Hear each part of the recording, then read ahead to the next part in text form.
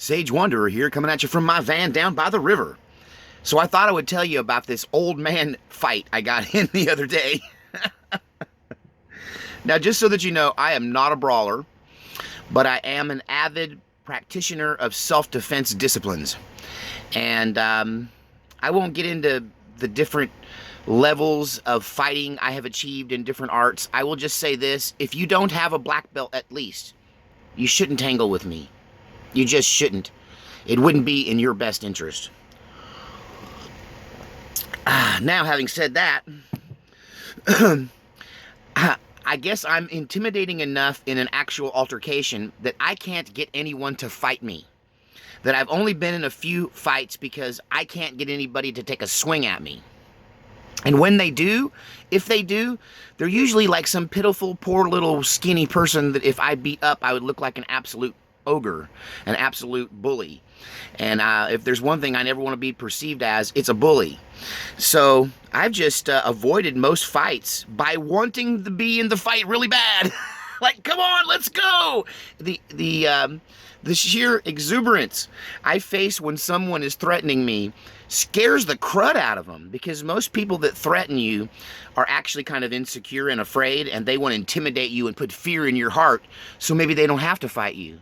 So they threaten and they yell and they tell you what they're going to do to you.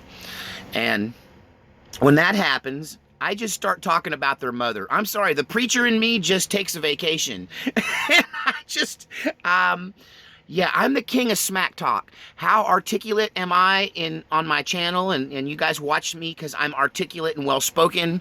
Well, when I trash talk, I'm articulate and well-spoken, and most of it revolves around your mother. But I've never been able to get anybody to take me up on it, because as mad as they get, when they act like they're going to go into some kind of fighting stance or take a swing at me, I turn into some weird combination of a snake and an orangutan.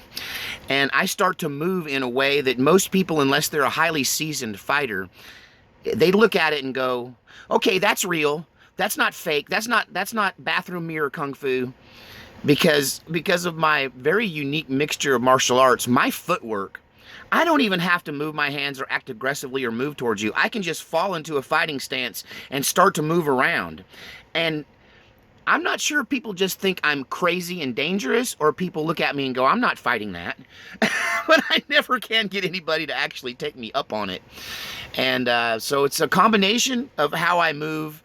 I've also been told that I explode in size when I'm confronted, that I just, like, suddenly I get bigger. You know, a lot of people make the mistake of calling me a little man. Hang on, I'm getting shorter. Speaking of, I'm getting shorter. Fix my tripod. They make the mistake of referring to me as a little man on my channel. And maybe it's because I'm in the van. I don't know why they think I'm small. But for the record, I'm 6'1", and I weigh, I've lost some weight now, so I'm guessing I don't weigh that often. But I figure right now I'm about 225 or 230 pounds. About 230 pounds and 6'1". And I used to haul gear on the road. Gear, I mean speakers and amplifiers and racks of equipment. One band I was in, we traveled with a bobtail truck, and we didn't have any roadies. We hauled it all. So even though I'm old and broke down, I could still pick you up and throw you through a wall. Now, having said all that, I'm a pretty confident guy, and you guys also know that I don't take crap off of nobody. Like, I do not back down. I don't act intimidated. I am not afraid of you. I don't care if you're a Navy freaking SEAL. Do you know how many Navy SEALs I've put under the score sheet? I put them under the score sheet in tactical handgun competitions and 3-gun matches. I don't know. Sometimes I think special forces are overrated. SWAT, too. I know guys in the private sector that can clean their clock. What makes the Navy SEAL awesome? All that technology, and they have the power of the United States government behind them. And and they put you through some torture tests. Don't get me wrong. Navy SEALs are tough as steel. They really are. They're just not the end-all, be-all of gunfighting. You know, or... well, won't get into all that. Why am I even talking about Navy SEALs? But anyway, so I guess the video starts here. This is all a preamble to my old man fight story. So I have been Monday morning quarterbacking this incident for 2 weeks. This happened 2 weeks ago. And I didn't make a video about it right away because honestly, I figured the cops were coming because that was the threat. I'm calling the cops on you. I took a picture of your license plate. But I was really just a straight up victim. Me and my traveling companion were a straight up victim of this person's road rage. And whenever someone road rages on me, it just seems to come out of the blue for me. Like I'm oblivious to their frustration until they're trying to do something to me. You know, and then I'm like, why is this crazy person trying to run me off the road? But this one was uber ridiculous because we were all in line at a restaurant to try to get into a restaurant on Sunday at noon. Like that's the busiest time to ever try to go to a restaurant, but I was on the road and it was time to eat, and we were trying to get into a pancake house, and it was near a outlet mall, you know, and so those places are crazy crowded. And so we had to turn right at a stop sign and then make an immediate left into the parking lot. And it was all backed up to where I was waiting at the stop sign and I didn't go because there was no place to go. I was like through the stop sign and in line. So I wasn't in a hurry. And the guy behind me had a gasket, popped a gasket because I wouldn't pull out and block traffic in the road to get next in line so he could move up 20 feet. I guess that's what his problem was, because he went to blowing his horn. He went to bouncing around inside the cab of his car like some kind of bouncy ball, some kind of super ball you get out of a gun machine and throw around in an empty gymnasium. It bouncing off the walls. And so I'm like, okay, I got a crazy person on my tail. I pull into the parking lot, and when I'm trying to go through the parking lot, once again, it's crowded, and this group of young ladies in their late teens, early 20s are just walking as a mob down the center of the parking lot passageway. So I can't drive down through the parking lot because there's all these people just slowly walking, and I have to stop behind them to let them, you know, continue to walk. They're just walking through the middle of the road. And so this guy is blowing his horn, he's bouncing off the walls, and I just decided to stop and motion him around. Come around, go around, just go around. You go around, you get ahead of me, that's fine, that's what you want. But instead, he puts it in park, jumps out, and sprints to my window. He comes up to my window yelling, "Can't you read? Can't you read? What's wrong with you? Can you read or not?" And I kept telling him, "Get away from my car, get away from my window. Don't you understand? This is how people get hurt. What are you doing? You're acting crazy, stop it." And he takes a swing at me in the window. And I'm thinking, you know, it's on. I'm going to whoop this guy, right? I'm going to get him. But when he takes a swing at me, I notice on his left hip, and he tried to take a swing at me with his left hand, and on his left hip is a holster of some kind. Now, I can't get a clear view of it. It's in the right position if you're lefty, and he's lefty because he took a swing at me with his left hand. He took it to try to do a haymaker through the window at me with his left hand. I just leaned back. He caught his arm on the window frame. But anyway, he's got this holster, and I can get a glimpse of it, and I just have to assume it's a gun. I have to assume that a person who's going to pop a gasket, get out of the car, and run to my window with no fear of death or retribution has got to be packing a pistol. That's where they get their confidence. Either that or out of a bottle. But it was 12 in the morning on a Sunday. So it didn't really fit the I've been drinking mode. So it must be iron courage. And now, I was not carrying a gun on my person. I was traveling through Washington County, which has a no-loaded gun policy. So my gun was unloaded and in the trunk, like it was supposed to be, because I'm illegal. I'm a legal person.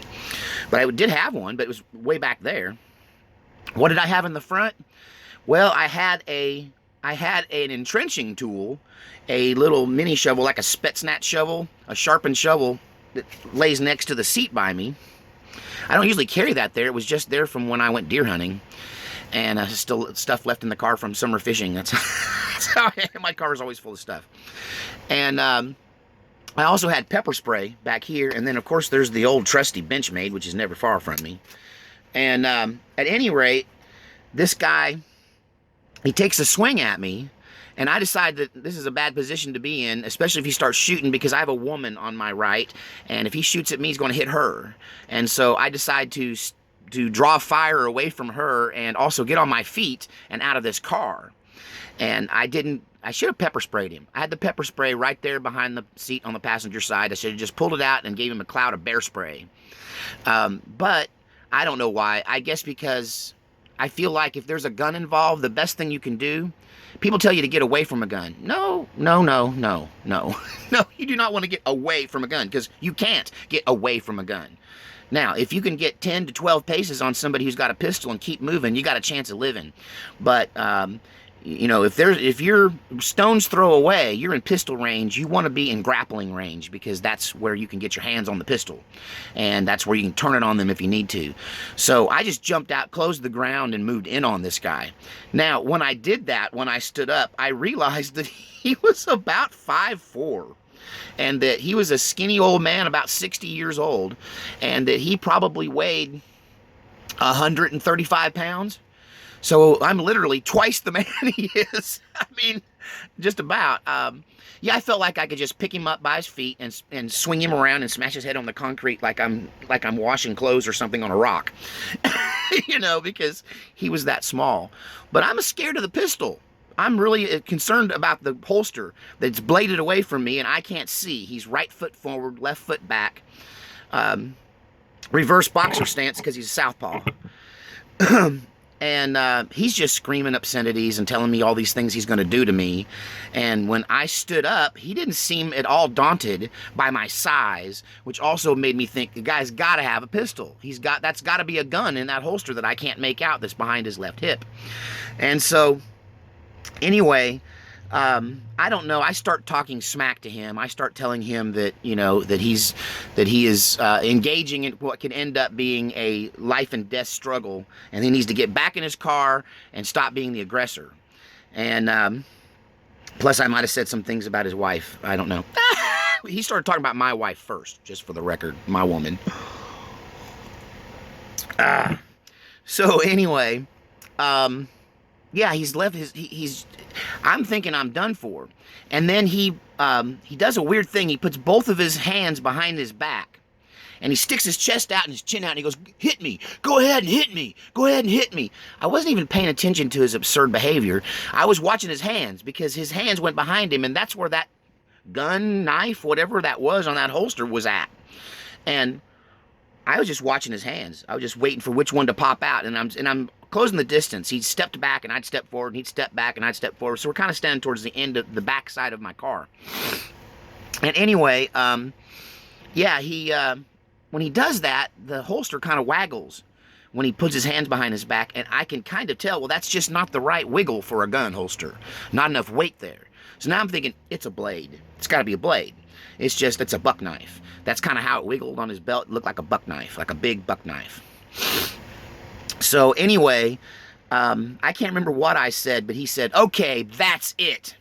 That's it." And he just reaches back there like he's going to pull this blade out and stick me. Now, I have the bench made, but I didn't draw it. I didn't draw it because I still wasn't sure what he was pulling, and I didn't want to escalate and end up in jail. You know, I have a perfect record. I've never been arrested, and it's because I try to always show some form of restraint, and I try to analyze every situation and not jump to conclusions. And maybe I brush a little close to death. You know, maybe I put myself at danger, you know, by being more studious and more prudent and more careful. But I'd rather do that than to hurt somebody unjustly and end up in jail. So, at any rate, when he reached back there to pull this, that's it. That's it. I'm had enough. And he comes out, and I just step right in, and I go to tend that arm. And when the arm comes around, my hand is like right there ready to grab his wrist. But I see in his hand, and I go to grab his wrist, and I see in his hand, it's a phone. Who puts a holster in on a phone? Who wears their phone in a holster? Now, people used to do that 20 years ago, but I ain't seen anybody put a smartphone in a holster, like, ever. I ain't seen it in years. So he just about got himself killed. If I had been a different man, if I had been a little bit different, he would have got a bench-made folder right in the throat as he tried to reach for his telephone. And luckily, I'm careful, and I'm studious and prudent and cautious. And so when I saw that it was a phone, I'm like, because when he went to pull it out, I was like, "What are you pulling? What are you pulling? What are you pulling? What are you pulling?" And I just closed the distance and reached out to grab him. And when I saw it was a phone, I was like, "Oh, you pulled a phone on me. You pulled a phone on me. I can't believe you pulled a phone on me." And since he was no physical threat with nothing but a phone, and he didn't have a knife or a gun, he was actually at my mercy the entire time, and I didn't know it, and he wouldn't, I guess he didn't believe it. I could have hurt him really, really bad, and I almost did. But, I was careful. So you should be careful when you're dealing with crazy people.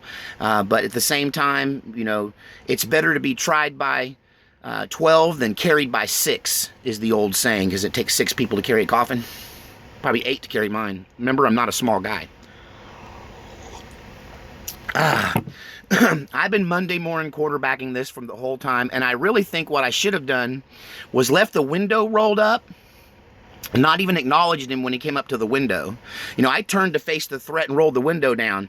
I guess so I could pepper spray him if I wanted to, And, but what I should have done was just wait till he got up to the window, because I had another 20, 25 feet, and the Latina women, the young women, were walking. And so I could have moved up a little more and just kept the old coot running. Just do the old trick, like when they reach for the door, and try to get in the car when someone stops to get out to pee or something. You're on a road trip and you pull ahead and make them, hey, and they run up there, and then they, okay, I will wait. And when they go to open the door, you pull ahead. I should have done that to him. I should have just had him chasing me all through the parking lot, just trying to get to my window to speak his piece and not really letting him, making him run back to his car and chase me. Or I should have just pepper sprayed him when he came up to the window. In retrospect, if I'm looking at this as my personal safety being the utmost importance, when someone comes up to my window in the future, I will probably just hit him with the bear spray. I think in this country, it's pretty easy to defend bear spray. It's a non-lethal force. He was an old, skinny, 60-year-old man. I mean, it might have been enough to give him some kind of asthma attack and kill him. So there was a little bit of risk there. It's funny. Most people are going around trying to figure out the best way to hurt other people, and I try to go around figuring out how to avoid hurting people, and making sure if I ever do hurt someone that A, they had it coming, B, I was legally justified, and C, any reasonable person would have defended themselves in that situation, and I try to stick to that. So anyway, tell me what you think about my old man fight. Did I do the right thing? Should I have pepper sprayed him? Should I have made him chase me around the parking lot, or should I got him out and should I got out of the car and pounded him in the ground like a tent stake? That's what I wanted to do. But when I saw how feeble and old he was, I felt sorry for him. Plus, I think he might have been a veteran. Anyway, all right, we'll talk to you later.